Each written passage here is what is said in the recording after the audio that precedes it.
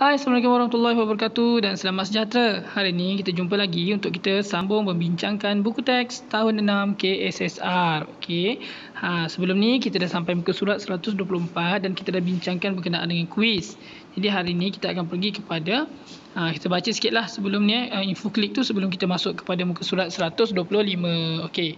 124 ni dia ada tanya, dia kata apakah faktor lain yang mempengaruhi masa yang diambil oleh objek yang bergerak? Maksudnya, apakah faktor-faktor yang boleh menyebabkan objek tu laju, objek tu perlahan? Kan? Masa dia tu. Okey. Bagaimanakah kelajuan mempengaruhi masa yang diambil untuk sesuatu objek bergerak pada jarak yang ditetapkan? Maksudnya, macam mana kelajuan ni boleh mempengaruhi? Adakah kalau kita lebih laju, masa dia lagi sekejap? Adakah kalau kita makin lambat, masa dia makin lama? Itulah kan. Jadi, mari kita lakukan aktiviti seterusnya. Okey, hari ni barulah kita masuk muka surat 125. Okey, untuk video kali ni kita nak menerangkan berkenaan dengan hubungan antara kelajuan dengan masa. Okey. Pernyataan masalahnya, bagaimanakah kelajuan mempengaruhi masa pergerakan sesuatu objek? Tujuan, mengkaji hubungan antara kelajuan dengan masa. Okey, alat dan bahan, kereta mainan, papan panjang 1 meter, beberapa naskah buku dan jam randik serta pita pelekat. Okey, macam mana nak buat aktiviti ni? Kita tengok kawan-kawan kita buat ni. Sekiranya jarak pergerakan sesuatu objek ditetapkan, maksudnya jarak dia kita tetapkan. Bila jarak ni ditetapkan, maksudnya kalau kita macam pertandingan berlari 100 meter, so 100 meter tu dah ditetapkan. Berlari 200 meter, maksudnya 200 meter tu dah ditetapkan kan? Bertanya, apakah hubungan masa dengan kelajuan? Kalau jarak ni tetap, maksudnya apakah hubungan masa dengan kelajuan? Maksudnya, bila kita lari pada jarak yang tetap, contohnya lari 1 meter. Jadi, kalau yang paling laju tu yang paling depan kan? Jadi, semakin laju, masa dia makin besar ke makin kecil? Makin kecil kan? Maksudnya, kalau dia laju, masa dia makin kecil dan maksudnya kelajuan dia makin tinggi. Maksudnya, semakin tinggi kelajuan, semakin cepatlah masa yang diambil. Betul tak? Okay. Kalau kita malarkan ataupun kita tetapkan jarak. Okey, jadi saya ramalkan masa yang diambil oleh objek yang bergerak laju adalah lebih singkat. Betul lah tu yang macam kita bincangkan. Mari kita siasat. Ya, memang kita nampak macam betul dah, tapi kita nak siasat. Okey. Lakukan satu penyiasatan dengan mengkaji hubungan antara kelajuan objek dengan masa yang diambil untuk sampai pada jarak yang ditetapkan. Rancang dan jalankan penyiasatan untuk mengkaji hipotesis kamu. Kemudian, tulis laporan hasil penyiasatan. Maksudnya awak kenalah buat, mula-mula awak kena rancangkan dengan menyediakan hipotesis lah. Kita sediakan hipotesis, kita rancang. Kemudian barulah kita dapat buat dia punya eksperimen lah. Kita buat hipotesis tu maksudnya kesimpulan awal kita. Kemudian baru kita jalankan eksperimen. Barulah kita akan dapat mengesahkan adakah betul semakin laju kereta tu semakin laju kereta tu semakin cepat masa yang diambil. Adakah betul? Kan? Jadi bila awak dah buat eksperimen ni nanti kat sekolah, kalau dengan cikgu awak, dia akan tanya kat sini. Ni soalan ni. Jadi soalan ni adalah untuk orang-orang yang dah buat eksperimen. Tapi kalau kita, kalau saya jawab ni adalah saya jawab secara mengikut pengalaman masa lalu saya je lah. Maksudnya yang logik lah yang saya jawab. Kita tengok soalan pertama. Apakah yang kamu perlu lakukan untuk mendapatkan masa pergerakan yang lebih singkat pada jarak yang sama? Dia tanya. Senang kata dia tanya ni, macam mana kita nak dapatkan kereta tu makin laju? So jawapannya apa? Kita tengok kat sini kat gambar ni kan. Dia guna dua buku yang berbeza kan, bilangan buku yang berbeza. Okey, bilangan buku ni yang orang kata kalau kita kata pembuli ubah dimanipulasikan, yang kita ubah-ubah tu kelajuan kan. Jadi bilangan buku ni mempengaruhi menunjukkan kelajuan tu. Maksudnya semakin banyak bilangan buku tu, semakin tinggilah kelajuan dia, sebab bila banyak dia tinggi. Bila tinggi dia cepat turun kan. Jadi kelajuan kereta tu didefinisikan secara operasi dalam aktiviti ini adalah bilangan buku yang diletakkan. Nampak tak? Maksudnya kalau kita kata pasal kelajuan tu maksudnya bilangan buku yang diletakkan. Okey, jadi soalan dia tadi, apakah yang kamu perlu lakukan untuk mendapatkan masa pergerakan yang lebih singkat pada jarak yang sama?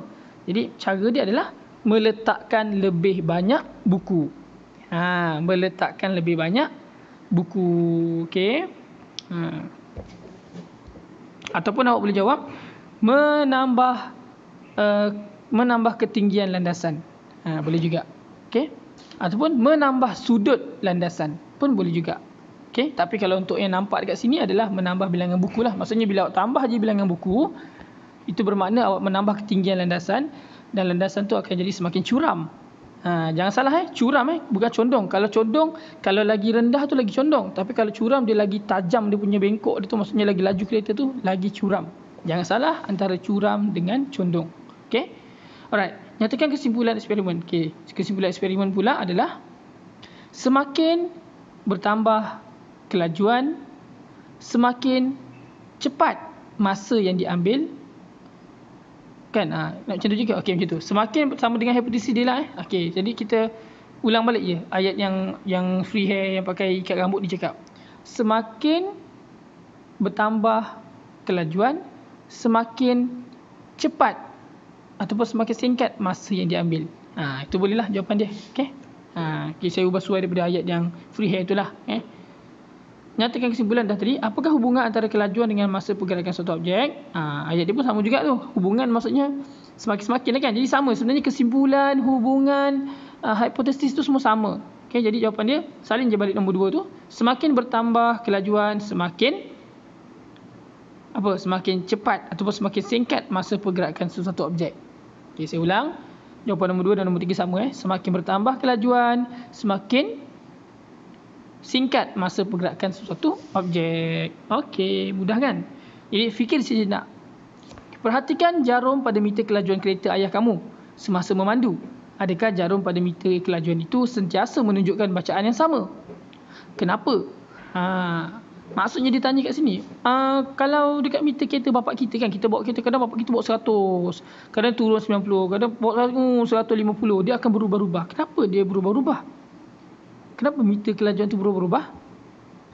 Sebab apa? Sebab bila kita pergi lebih laju, maka kelajuan tu, jarak dan masa tu dia akan bertambah. Sebab yang kita tengok dekat meter tu adalah kelajuan per kilometer per jam. Maksudnya berapa kilometer yang kita boleh sampai dalam masa sejam. Tapi bila bapak kita pecut laju, makin cepat kan? Maksudnya makin cepatlah kita akan sampai destinasi. Jadi sebab tu bacaan dia makin banyak. Bila bapak kita perlahan, maksudnya dia akan mengira semula, okey dia makin perlahan, maksudnya lambatlah dia tiba. Maka dia akan kurang lagi semula bacaan dia. Jadi sebab itulah masa dia sentiasa berubah-ubah. Okey, jadi kalau dia kata adakah jarum tu sentiasa sama? Tidak. Kenapa? Kerana kelajuan kereta berubah-ubah. Okey. Okey, untuk guru, kereta mainan akan bergerak lebih laju apabila dibiarkan menuruni landasan yang lebih condong. Betul ke? Betul ke ayat ni? Menurut cadangan yang lebih condong, lebih laju ke? Saya rasa condong tu maksud dia kalau tegak condong sikit kan. Kalau condong tu maksudnya lagi ke bawah kan. Saya tak pasti tapi kalau untuk saya lah, bagi saya maklumat ni, condong tu maksudnya lebih condong, dia lebih curam sebenarnya. Kalau lebih curam lebih laju, bukan lebih condong. Kalau condong tu dia jadi makin perlahan. Tengok macam dalam gambar ni kan. Yang ni kan condong, dia condong, papan dia condong. Bila condong dia perlahan. Kalau dia lagi curam, ni kurang condong lebih curam, dia lagi laju. Jadi saya tak pasti, mungkin saya salah ke ataupun ada cikgu boleh, kalau ada cikgu boleh tengok video ni, boleh komen kat bawah tanya. Sebab bagi saya, pendapat saya kalau condong tu maksudnya yang rendah ni lagi condong. Tetapi yang atas ni kurang condong tapi dia lebih curam. Yang banyak buku ni lebih curam. Jadi pada pendapat saya lah, jawapan ni patutnya kereta mainan akan bergerak lebih laju apabila menuruni landasan yang lebih curam, bukan condong. Sebab ni ada keluar dekat soalan UPSR tahun 2019, tak silap saya. Masa tu saya menanda. Dia curam dengan condong tu berbeza. Jadi kalau ada cikgu awak, boleh bincang sama dengan cikgu-cikgu. Okey, kalau cikgu ada tengok video ni, cikgu boleh berikan pendapat cikgu berkenaan dengan condong atau curam ni. Okey, jom kita teruskan. Mengira kelajuan. Okey, macam mana sebenarnya kita nak kira kelajuan ni? Sebagaimana kita tahu, kalau kita dalam kereta, kita tengok bapak kita bawa kereta, kelajuan adalah jarak bagi masa kan. Kita tengok meter tu km per J. Sebab tu kalau kita tengok kat jalan raya ataupun dekat dekat highway kan, dia ada KMJ tu sebenarnya bukannya kereta murid Johor KMJ tu maksudnya kilometer per jam. Okay, dah ada -1 maksudnya per lah. Okay, jadi mengira kelajuan, macam mana nak kira? Kelajuan pergerakan sesuatu objek ialah jarak yang dilalui oleh objek itu dalam tempoh masa dalam tempoh 1 unit masa. Okey. Jadi perhatikan dua situasi dalam gambar di bawah. Okey, contoh situasi yang pertama, naik basikal Okey, dia naik basikal, lepas tu dia bawa basikal tu sampai 25 meter, ambil masa 5 saat je. Tek, dia tekan mesin 1 2 3 pop, gerak kan. Lepas tu pop 25 meter dia tekan lagi sekali jam randik. Maksudnya dalam masa 20 dalam masa 5 saat dia dapat bergerak sejauh 25 meter. Okey. Kemudian yang situasi B, yang lelaki ni pula, dia kira 1 2 gerak pop. Jalan-jalan 50 meter pop dia tekan. Masanya 10 saat. Maksudnya dalam masa 50 meter, dalam masa 10 saat dia boleh jalan sejauh 50 meter. Jadi berapakah kelajuan bagi kedua-dua situasi ini? Cikgu tu tanya. Seorang ni jalan 5 saat tapi 25 meter je. Yang seorang ni jalan 50 meter tapi 10 saat. Siapa lagi laju? Siapa lagi perlahan? Situasi A dan situasi B menunjukkan bahawa jarak pergerakan akan bertambah apabila masa bertambah. Memanglah kan, bila kita berjalan mestilah ada masa kan. Kita tak berjalan pun masa bertambah kan. Okey. Kedua-dua murid ini bergerak sejauh 5 meter bagi setiap 1 saat. Oleh itu, kelajuan mereka adalah sama, iaitu 5 meter per saat. Maksudnya sebenarnya A dengan B ni dua-dua dia bawa hal laju yang sama je, kelajuan yang sama je. Cuma kalau situasi A tu kan, contoh kalau budak yang A tu dia jalan, kita suruh dia jalan 10 saat, dia akan sampai 50 meter juga. Sebab 5 saat dia dah sampai 25 meter, tambah lagi 5 saat dia akan sampai 50 meter. Jadi sebenarnya A dengan B sama je. Kalau situasi B ni pula, contohnya kita suruh dia naik basikal, okey jalan. Dan tu 5 saat tu kita tekan jam, tok, dia akan dapat 5 saat tu akan dapat 25 meter. Jadi sebenarnya situasi sama. Alright, seterusnya ni pula. Bagaimanakah kelajuan dapat dikira? Mari kita kira kelajuan bagi pergerakan murid di atas. Okey, ni ada seorang lelaki main apa nama datang, tak ingatlah yang kat kaki ni apa? Rollerblade apa nama ni tak ingatlah. Kalau ingat sebutlah Okey, dia main papan ni kan. Musuh ni dia buat 5 saat dapat sampai 30 meter. Boleh tahan laju, lebih laju dari basikal tadi Maksudnya dia zoom, dia tolak tu kan. Tu sampai 30 meter dalam masa 5 saat je. Jadi macam mana kita nak kira ni kelajuan dia? Okey, dalam situasi di atas, jarak yang dilalui dalam masa 5 saat ialah 30 meter. Berapakah jarak yang dilalui dalam masa 1 saat? Okey, sebab itu bila kita nak buat average yang kita nak kira kelajuan, kita biasanya akan bahagikan jadikan di 1 saat. Jadi kalau 5 saat dia boleh pergi 30 meter. Kalau 1 saat berapa? Cara dia adalah jarak yang dilalui dalam masa 1 saat adalah 30 meter tadi, jarak tadi kita bahagikan dengan 5 saat. Baru kita tahu 1 saat dia boleh pergi berapa kan. Jadi 30 meter bagi 5 saat sama dengan 6 meter per saat. Bila 6 meter per saat, meter per tu maksudnya negatif 1 ataupun dia kat bawah lah Maksudnya 6 meter dalam masa 1 saat. Maksudnya 1 saat tu kalau kira 0, 1, daripada 0 nak ke 1 tu dia boleh jalan 6 meter. 6 meter tu maksudnya 6 pembaris cikgu tu, yang warna kuning tu kan. Jauh juga laju juga dia ni. Maka jadi kelajuan dia kita nak cakap adalah kelajuan bagi pergerakan murid itu ialah 6 meter per saat. Maksudnya 6 meter dalam masa 1 saat. Biasanya kelajuan ni kita kira bila kita bersukan ataupun berlari peringkat dunia contohnya kan, di mana kita tahu rekod dunia 9 point lebih meter per saat. Maksudnya 9 saat tu 9 point berapa tu kan. Maksudnya dalam masa dalam 1 meter tu dia boleh jalan 9 saat lebih je, tak sampai 10 saat pun dia boleh lari. Tu rekod dunia sekarang kan. Siapa? Usain Bolt rasanya kan. Okey, jadi itulah cara dia kira. Tapi kalau untuk kereta, kita tak pakai meter per saat, kita akan pakai kilometer per jam. Macam itulah, tengok keadaan. Okey. Jadi soalan kebat kat sini, ukuran 50 cm adalah lebih panjang daripada 30 cm. Jika dibandingkan 50 cm per saat dengan 30 cm per saat, kelajuan manakah yang lebih laju? Kenapa? Okey, dia tanya kat sini. Kita tengok 50 cm dengan 30 cm, 50 lagi panjang. 30 tu pendek je kan. Jadi kalau kita kata 50 meter per saat dengan 30 cm per saat, maksudnya 50 cm dalam masa 1 saat, lagi satu 30 cm dalam masa 1 saat, yang mana lebih laju? Yang lebih laju adalah yang mana? Yang 50 ke yang 30? Sudah tentulah yang 50. Kan? Kenapa 50? Sebab jalan dia jauh. Dalam masa 1 saat dia boleh pergi 50 cm. Sedangkan yang satu lagi tu dia boleh pergi 30 cm saja. Maka yang paling laju adalah yang nombor lagi besar, iaitu 50 cm per saat. Okey, ini cerita pasal 50 cm per saat kan. Kenapa? Kerana dalam masa 1 saat dalam masa 1 saat objek itu bergerak lebih jauh. Maksudnya bila objek itu bergerak lebih jauh dalam masa 1 saat, maksudnya dia dah lebih laju. Sebab itu bila kita naik kereta, bila kita jalan sejauh, bila kita bawa laju, bapak kita bawa laju, meter tu akan tinggi. Bila meter tu akan tinggi, maksudnya meter contohnya bila kita tekan minyak tu lebih, dia akan laju. Bila dia laju, maksudnya bacaan dia besar kan. Bila bacaan dia besar, dia lagi jauh pergi. Macam itulah. Jadi bila bacaan tu besar, maksudnya dia lebih laju. Okay, sebab apa? Bacaan itu menunjukkan sejauh mana dia boleh pergi dalam masa 1 saat. Kalau dekat kereta, sejauh mana dia boleh pergi dalam masa 1 jam. Okay. Alright. Ini adalah merangkumi 7.1.4. Okay. Jom kita sambung lagi sebelah dia. Kelajuan mempunyai kaitan dengan jarak yang dilalui oleh sesuatu objek dan tempoh masa yang diambil. Oleh itu, kelajuan boleh dikira dengan cara membahagikan jarak yang dilalui kepada masa yang diambil. Jadi kelajuan boleh dikira dengan menggunakan rumus di bawah, iaitu kelajuan sama dengan jarak bahagi masa. Perhatikan situasi di bawah. Ni kereta api kan. Kita daripada Kuala Lumpur ke Ipoh ke Kuala Lumpur. Selalu saya naik ni dulu. Seronok naik kereta api ni. Kereta api ini mengambil masa 2 jam untuk bergerak sejauh 200 km. Berapakah kelajuannya? Bila nak kira kilometer dengan jam ni, kita ambil jam lah. Kan sebab nombor dia besar. Kalau pakai saat nanti dia banyak sangat nombor dia. So kita pakai kilometer per jam. Okay, kelajuan sama dengan jarak bahagi masa. Jadi jaraknya 200 km. Masanya 2 jam. Bahagikan. Jadi bila kita bahagi, kita akan dapat 100 km per jam. Per tu, bahagi tu jadikan per lah, per jam. So 100 km per jam. Maksudnya kalau kita tengok dekat meter dia 100. Dekat nombor 100 lah. Alright, dalam acara balapan, Amir dapat berlari sejauh 100 meter dalam masa 50 saat. Lamanya 50 saat.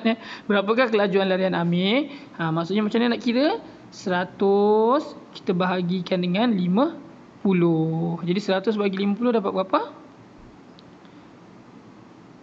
20 kan? 2 kosong je mati. 2 meter per saat. Cuba tengok saya cuba kira sekejap. 100 bagi 50 maksudnya 2 lah. Jawapannya 2 meter per saat. 2m/s. 2 meter per saat lah kelajuan dia. Bahagikan sahaja. Okey, dekat sini ada quiz info klik ni. Okey, kita tengok. Sebuah motosikal mengambil masa 1 minit untuk bergerak sejauh 600 meter. Wow, 1 minit 600 meter. Maksudnya 600 pembaris cikgu tu. Bayangkan pembaris cikgu yang warna kuning tu, susun 600 biji, 1 minit, zoom, motosikal tu boleh sampai 600 meter. Berapakah kelajuannya dalam unit meter per saat? Okay, bila meter per saat, maksudnya nanti awak kena buat macam ni.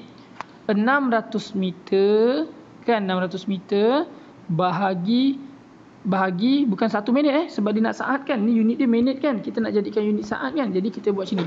600 awak bahagikan dengan 1 minit berapa saat? 60 saat kan. So bahagikan dengan 60. Jangan bagi 1 600 bahagi 60. Jadi bila 600 awak bahagikan dengan 60, awak akan dapat 10. Jadi jawapan dia nombor 1 tu adalah 10 meter per saat. 10 m/s. Okey. 600 bahagi 60. Tahu? Jangan 600 bagi 1 minit sebab dibagi 1 minit tapi kita nak kira dalam saat. Faham Okey, yang kedua. Seekor kura-kura bergerak dengan kelajuan 25 cm per saat. Okey, dia dah bagi kelajuan tu. Berapakah jauhnya kura-kura boleh bergerak dalam masa 4 saat? Kalau 1 saat dia boleh pergi 25 meter. Nampak? 25 meter per saat kelajuan dia kalau 1 saat. Jadi kalau 4 saat 25 ni buatlah 4 kali kan. Sebab 25 meter per saat ni maksudnya 25 meter dalam masa 1 saat. Sekarang ni ditanya kalau 4 saat berapa? Kalau 4 saat darab saja 4 kali. Okey, maksudnya 25 kali 4. 25 kali 4 jawapannya adalah 100. Jadi dia kata berapakah jauh? Dia kata jauh kan. Jauh jangan jawab 100 meter per saat pula Jauh adalah 100 cm. Dia bagi dalam sentimeter kan. So jawapan dia adalah 25 darab 4 sama dengan 25 cm per cm per saat darab dengan 4 saat sama dengan 100 cm. Okey, jawapan nombor 2 adalah 100 cm. Kalau cikgu awak suruh buat soalan ni, awak buat jalan kerja Ingat, yang pertama jawapan dia dalam unit ms, yang kedua tadi jawapan dia dalam unit cm saja. Sebab dia tanya jauh dia. Maksudnya jarak dia tanya. Dia tak tanya kelajuan. Yang pertama tadi dia tanya kelajuan. Okey, info klik. Kelajuan cahaya bergerak lebih cepat daripada kelajuan bunyi. Jadi, semasa berlakunya ribut petir, kamu akan melihat pancaran kilat sebelum bunyi petir dapat didengar. Kan kita biasa nampak kilat, kita dah tutup telinga. Sebab kita tahu lepas bunyi kilat tu akan ada guruh yang kuat. Sebab cahaya lagi laju daripada bunyi. Cahaya dah sampai kat kita dulu, barulah bunyi datang. Sebab tu debum kan. Jadi kelajuan bunyi ialah 344 meter per saat dalam udara pada suhu 20 darjah Celsius. Kelajuan bunyi kalau kelajuan cahaya kelajuan dia adalah 3/10^8 cm per saat. Ke meter per saat, saya tak ingat lah. Saya cuma ingat 3/10^8 yang dulu saya belajar. Meter per saat ke sentimeter? Saya rasa meter per saat kot. Saya tak ingat sangat. Tapi meter per saat rasanya. Jadi 3/10^8 tu maksudnya ada 300 juta lah. 300 juta meter dalam masa 1 saat. Tu kelajuan cahaya. Berbanding dengan kelajuan bunyi ni 344 meter je per saat. Jadi dia lambatlah sikit berbanding dengan ni. Sebab dia 344 meter per saat je. Yang kelajuan cahaya 300 juta. Kan 3/10^8. Jadi memang sangat laju kelajuan cahaya. Okey, jadi saya rasa sampai situ dulu kot. Dah banyak sangat kita belajar ni. Okey, sampai 127. Jadi hari ni fokus kita adalah pada kelajuan dengan masa kan, cara mengira kelajuan, dan juga tadi kita sambung pasal hubungan antara kelajuan dengan masa. Jadi agak berat hari ni, dia lebih kepada matematik. Okey, pada kelas akan datang kita akan sambung dengan perbincangan jom uji, dan kita akan rumuskan semua tajuk untuk hari ni, dan mungkin kalau kita sempat kita akan terus jawab soalan-soalan yang belakang untuk bab ni lah. Okey, saya rasa sampai sini dulu. Okey, kita jumpa lagi pada video seterusnya. Assalamualaikum dan selamat sejahtera.